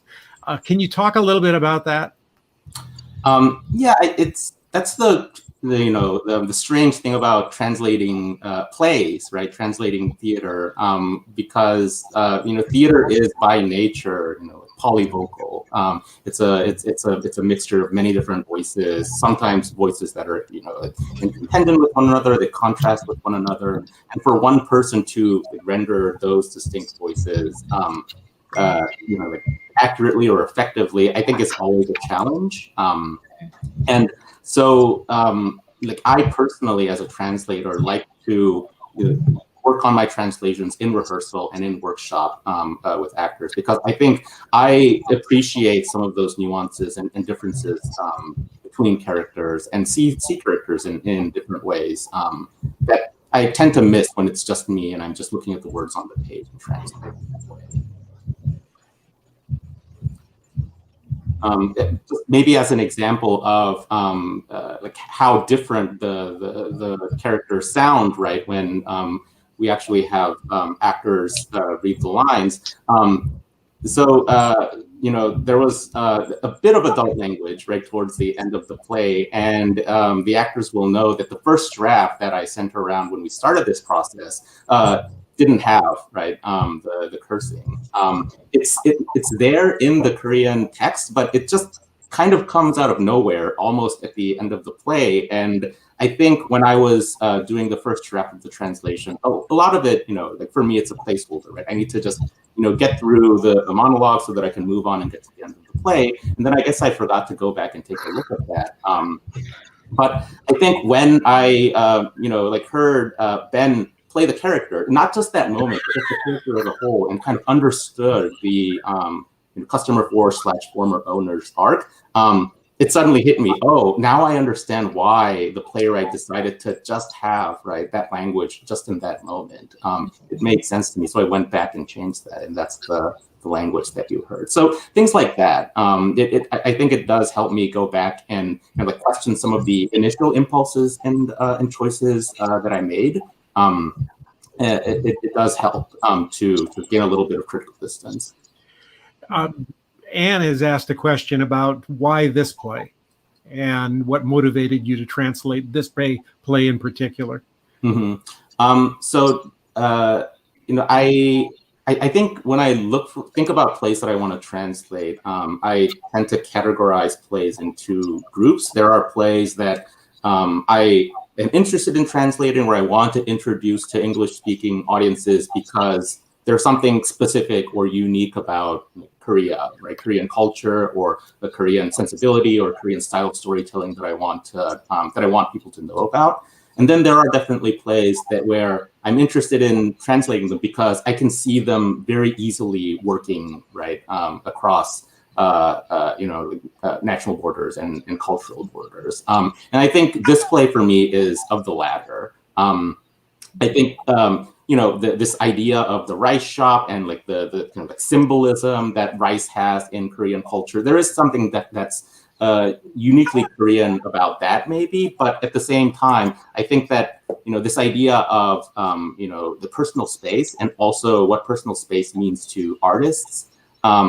Also, maybe thinking about like how artists kind of exist within a community, right?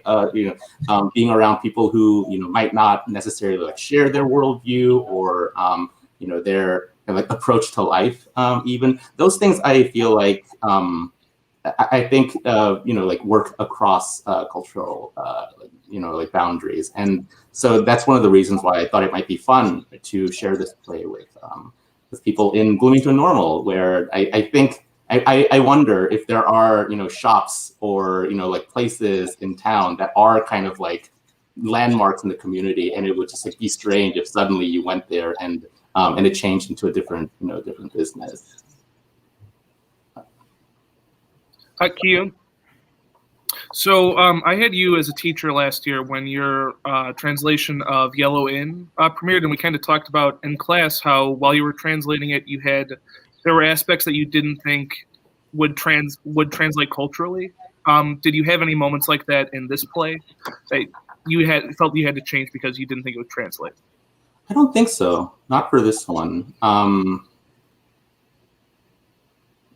Yeah, and like it's minor things like like proper nouns, or sometimes if like certain type of food, right? If it doesn't have the same connotation in English, I might change that. But I don't think. Well, this is a play about like materialism and how like the big corporations are they're seeping into small neighborhoods and replacing right old towns and shops and things like that. And I feel like that's something that is that people in the U.S. can recognize, right? As well. The question here is, how is your response to the play different from your memory of the Korean production in 2007? That's a great question. I think for me, it's hard to separate the play from the production that I saw in Korea. And when I was interested in translating the play, so I went to the text and I read the text. I was actually surprised to see that in the stage directions, which I've translated, the playwright does describe an actual shop and like an actual like material goods starting to pile up. The production that I saw happened on an entirely bare stage, and the customers, the four customers would each hold a little pillar, and they would kind of like move around the space, and they would plant the four pillars, and the shop would be that corner of the stage for that moment. And so it kind of moved around in this empty space, but we never saw any of this the flood of products or the artist studio. It all existed in the imagination. And I don't know, like I guess maybe because we're kind of like in this like virtual ether, there is like an aspect of that. But the Korean production that I remember, and maybe that's kind of filtered into the way that I approach the text, definitely feels more symbolic and more abstract. And I think that the work that we did over the past couple of weeks, I think that is grounding the play a little bit more. So, yeah. The question we have here is about the classic theater feel of the stock characters and generalized lines that can be widely interpreted. Does the style tend to be specifically cultural, or was it meant to have a classic theater feel? I'm not 100% sure what the person asking the question like means by classic theater. I mean, I guess it depends on how you would define classic, but to me, like the way that, you know, all the characters are referred to by their occupation or their relationship with other characters, it makes me think of the expressionism, which I guess, you know, like as a movement, it's about 100 years old now, so maybe there is something classic about it. I think that, well, so going back to the kinds of plays that I'm interested in translating for different reasons, I think that the plays that tend to like translate more easily, right? There's like less, you know, like cultural translation that I have to do. The play kind of speaks for itself, even for somebody who's not familiar with Korean culture, tends to be plays that are more expressionistic or a little more abstract. So I think it's definitely a style of theater in Korea, and I think those are the plays that I tend to look at closely as plays that you know I might want to translate for a production in the U.S. Have you done any acting yourself? I have not. I wonder if I had some acting training, whether that would make me a better translator. I'm definitely not an actor. I'm a dramaturg, which I guess in some ways, like acting and dramaturgy, maybe you can see on opposite sides of a spectrum. Well, we're waiting for some more questions from the audience. Actors, anybody have any reflections of your own about the piece and your role that you played? Anything that you... Anything? Okay. Yeah, anything, Jackie. Okay. I mean, I was waiting and then, okay. So for me, I found discoveries in my character every time we did rehearsal. Especially tonight, though, it was crazy. Like so many things were coming up about the show itself, but also because of the show, I understood my character a lot more. Specifically, I felt ownership over the space. I felt like I was entitled to everything inside of it, and that the painter had no right to tell me that I can't buy these things, that he can't sell those things because this space also feels like mine.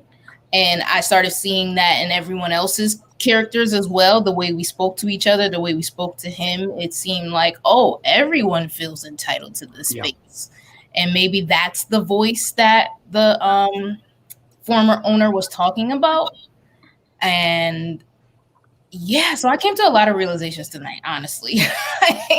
I want to hear from other people if you also felt that way too. Because I also feel like I have a theory of what happened to the former owner's family. And I'm just trying to see if y'all think that. Something that really came out tonight was actually a line that we hear at the very end of the show.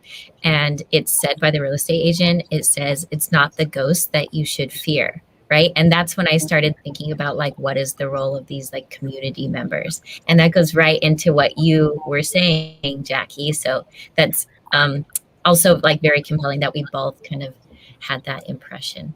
Yeah, that is the people. Yeah. Yeah, we're very demanding. I mean, it's what we want, and we want our groceries. When my character says that his aspiration is to taste all the different flavors of ice cream, it's sorry guys. Oh man. Well, my discovery tonight was in the beginning how the real estate agent, how initially I felt that the store was a burden. And I was trying to get rid of it with the first shop owner, trying to sell it because, oh my gosh, get this weight off my shoulders. But then throughout the play, I'm like all into it with the customers. And yeah, you know, and I'm thinking like, hold on, wasn't I just trying to get rid of the shop? Why am I in here? What's making me bond with these customers to the point that I'm like, yeah, and stay. And, like, and then at the end, when he's gone, I'm bringing in somebody else. And I'm like, yeah, great air, windows, and just a lot going on with the real estate agent. Like, are you tied? She's tied down to it somehow. Mhm. The question that's being asked right now about the image, that was a discussion that Kee-Yoon and I had early on. Was what kind of an image did we want for the show, and Kee-Yoon was the one who came up with the rice shop image that we came up with, and he also came up with the images of rice, and actually it was in my discussions with the graphic designer that we came up with the idea of putting the transposing the image of the rice over the shop, and it kind of looks like ghosts. To me, it kind of looked like ghosts. I had done image research on small Korean grocery stores, which are ironically called supermarkets. Only the smallest stores are called supermarkets in Korea. But I just sent those as image research so that the actors might be able to visualize the space. And then, yeah, I just thought it might be interesting to do something with the texture of rice. And then the graphic designer just had a great idea of putting those things together for the poster. We also talked about how the space is like another character in the show. And how does that affect? I mean, you've already heard a few of the actors talk about how the space affects them differently and the relationship that they have with that. So I thought that it was a perfect image for the show. Talking about the space some more, I was really interested to hear about Kee-Yoon's experience when he saw the show in Korea with the empty stage and having the audience kind of fill in what they would imagine to be in the space. It reminds me of a line right in the first scene of the play that my character says. He says that he equates the space to the aversoir, and I'm sorry if I mispronounced that. I don't know French very well, but he says that he wanted the space to be just like that, but that was the space where Van Gogh created great artistic works, but then shot himself in the chest and suffered for 2 days before he died. And then you go to the end of the play, and I mean, he is stabbed in the chest, and he suffers for a long time before he finally dies, like having a moment to think over like his life and what the space means to him. And ultimately, the space gave him exactly what he wanted, just like that empty space would give the audience exactly what they would want as well when they're imagining it. So I thought honestly, that's a great design idea. I think that's really amazing. It was frustrating in a good way, is what I'll say. You want to see it, but I think it's the perfect way for everyone to see exactly the shot that they have in mind. And what I found really interesting about that idea of the people in the neighborhood kind of like moving the pillars and kind of like reconfiguring the space for every scene is that it could get smaller, it could get larger, right? The space could physically change, and I think that goes along nicely with Britannia's point that the space itself is kind of another character that has its own sense of agency, that has its own personality to it. Mm-hmm. I think that's really interesting because, in my head, the way that I picture the space changes significantly throughout the show. Not just what's in it, but the way that I picture the walls, and specifically the way that I picture the light to be in the space, for some reason changes significantly. At first, I imagine that it's this bluer, more natural thing, and then I feel like it's harsh and yellow and almost artificial with dark corners. So it's not even just the way that the space is filled, but the way that the space is configured in my mind completely changes halfway through, and then it reverts when he's dying. I have no idea why, but it does in my brain. A way I've kind of emotionally connected to the space, I've been thinking a lot about locally run video stores, which used to be all over my town. But have obviously moved on and been several other businesses since then. But it's so strange having memories as a kid, especially childhood memories of being in a space and that meaning something to you, and then changing as as businesses change and as years go on. And that's something I've kept returning to because we've talked about what the space means to us emotionally. And that's just something I've kept returning to. It's funny the way you phrase that, Ben, just because my character in the play Customer 3 has like that historical relationship with the shop. And today, at least coming in and just you saying that really makes me think of the ownership that we mentally place on locations, where it's like, well, that's the place that I've been to since I was little. Then for me to come back into the scene and pester the painter until he welcomes me back into the space whenever I want. It makes you think like how what people think is theirs, despite it completely not having anything to do with them.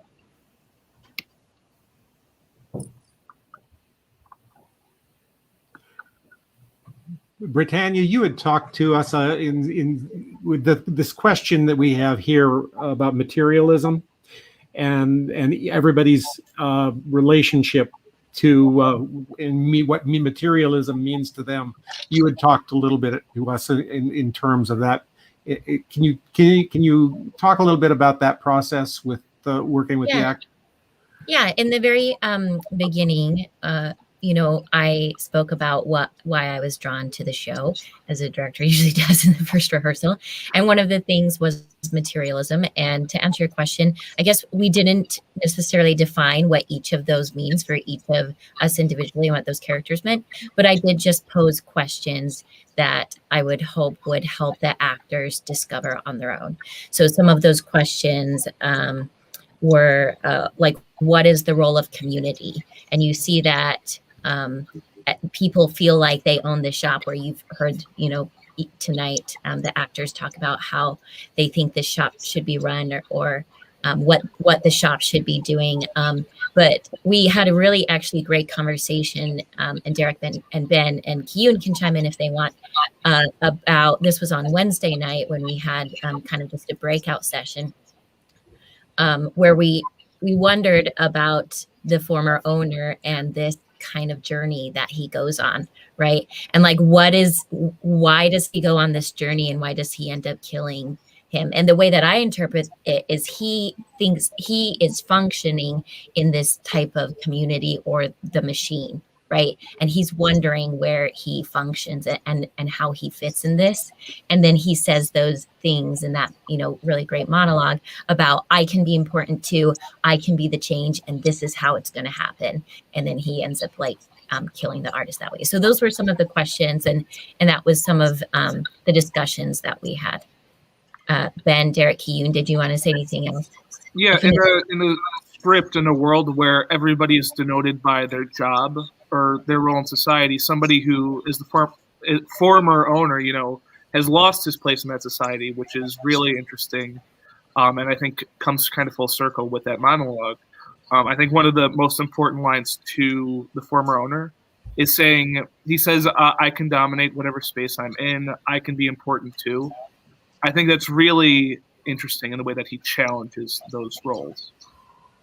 Right. I wanted to say something about the monologue tonight. It scared me tonight. Plain and simple. I don't know what it was, but it was like, the delivery was wonderful. But just listening to it word for word and with the delivery behind it, I took it a different way tonight. It was like, for me, the former owner, the reason he didn't take the sign down is because he never left. The mystery of the murders weren't solved. So he came back to the new owner and was letting him know that he was there. And he was not going to leave because this was still his space, type of thing. And so he killed him, and that's when he was letting him know, you don't know what's going on here. This is here. This is here. I know all of this. You don't, type of thing. And then it was take the knife, boom, okay, bye, type of thing. I showed you this. I can get angry, and now you've made me angry, and execution. So yeah. That's really interesting. The painter talks so much about like a new space, right? Like a fresh start. But it's a fantasy, right? There is no such thing as a space that's completely new. Like every space that exists, there was somebody else right before, right? Which I think is the title of the show, like the footprint, right? Yeah, it's great. And it's interesting that you say that, because we even talked at the top of the program, the space that we're performing on isn't our space. It was, most recently inhabited by the Kickapoo. So, I mean, it just goes on. There are levels.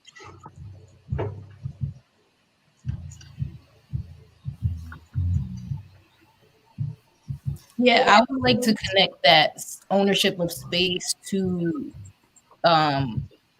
the 2007 performance, that it also gave the audience an ownership of the space because they imagined it whichever way they wanted to. And also talking about the last monologue, that hearing it tonight made me really feel like he did kill his wife and his family, because I feel like maybe they also felt ownership over the space, and it was kind of like a survival of the fittest, like who's gonna come out on top kind of thing. That last that last monologue by the former owner, I think equates his journey very similarly to that of the painter, especially in the first half of the play, because the painter is essentially like forced by the people in his community to become something that is expected of him, to be like a shop owner, because this is where the shop always was, and so you have to do that because that's clearly what this is supposed to be. And so repeatedly throughout the play, especially near the end, you see that the former owner is pushed into this role of a killer. He's always sent to the police station. He was interrogated for 48 hours the first time, but he's still been chased and eventually like pushed into this role. And then when he realizes that everybody in the world believes him to be at this role, even the painter himself, that's when he finally aligns himself to where he believes he's supposed to be.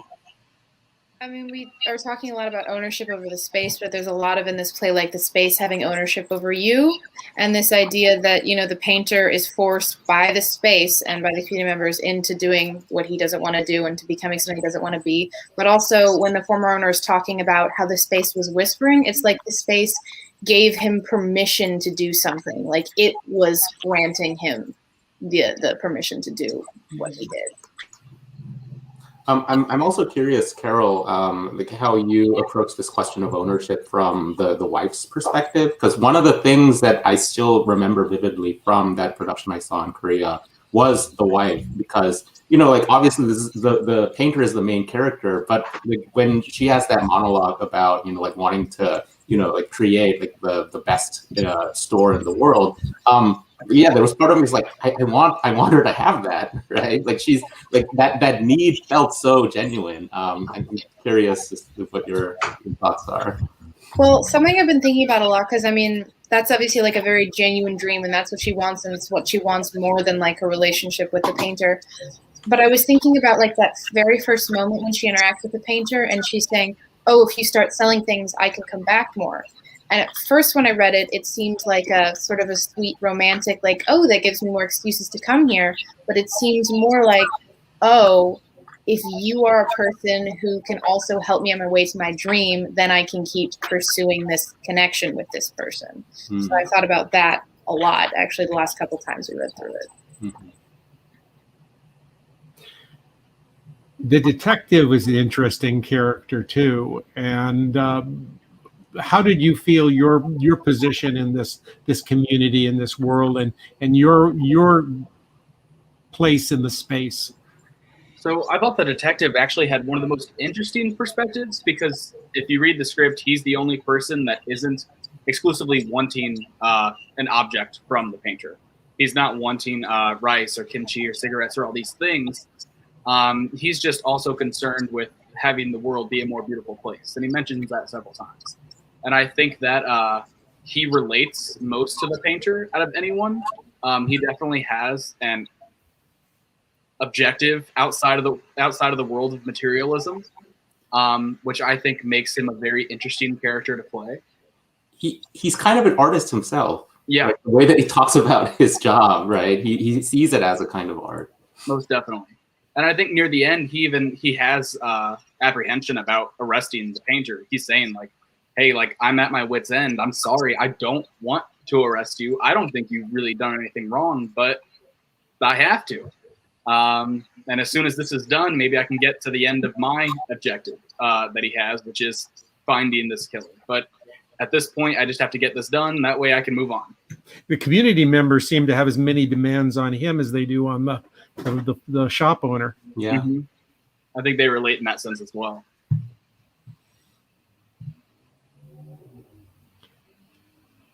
Any final words for us, Kee-Yoon? Oh, I'm so bad at wrapping. Britannia, how about you? Any final words? Either one of you. It sounded like Kee-Yoon was about to say something. No, then I'll let him. Well, I think one of the things that I like the most about this play is that it gets you like thinking like, oh, is this what happened? Is this what really happened? Is this what it's really about? And rather than like have one clear answer, I think it just like wants to encompass all of those possibilities and all of those theories. So I feel like this is a play that we can just go on and on and just continue to talk about. There's so much to explore here. But I feel like this is a great start. I feel like even though I've spent, like as I said, almost 15 years just like having this play in the back of my mind, it feels like a new play to me after going through this process and after listening to the actors perform it tonight. So I'm so very grateful to all of you for that, and so grateful for the audience to come in and listen to this story and share their thoughts with us. Yeah.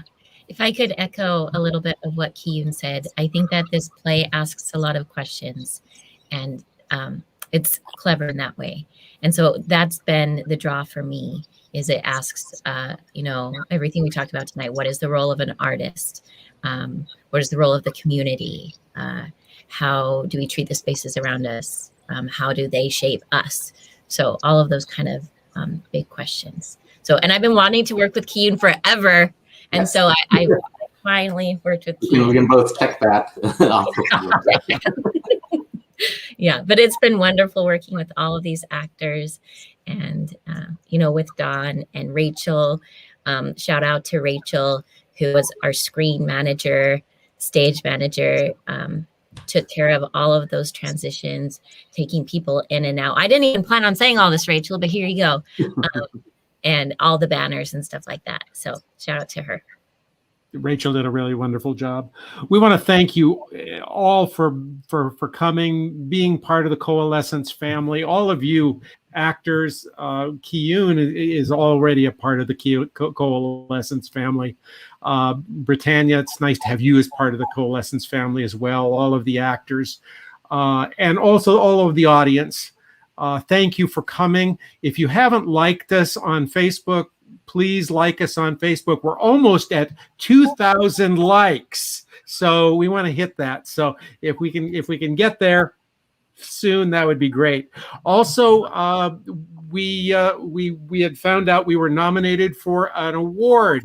There are critics out of New Jersey who are sponsoring an awards program, and they have nominated shows. The show that was nominated was Behind the Curtain of COVID, and it was nominated for best dramatic play or a dramatic play. They tried to stay away from saying best of anything, but they're going to pick out one. And it's digital theater and how theater companies have been handling digital theater. and the creative ways that they've been handling digital theater. And we're really honored to have been selected. So that's going to be on the 21st, and everybody and anybody is going to be invited to that. That's just going to be a celebration. You can meet theater people from all over the world because they're going to be there. And it's going to be kind of it's going to be exciting. So come next week, that would be the 21st. After that's over with, then we're going to announce the season. So once we get past the awards ceremony on that Monday, then we will announce the season. We've got some exciting shows that we're going to be doing, exciting partnerships that we have in mind and in store. And again, we all want you to be part of the Coalescence family. So come and be part of us and come and see our shows. And thank you for coming tonight. Thank you.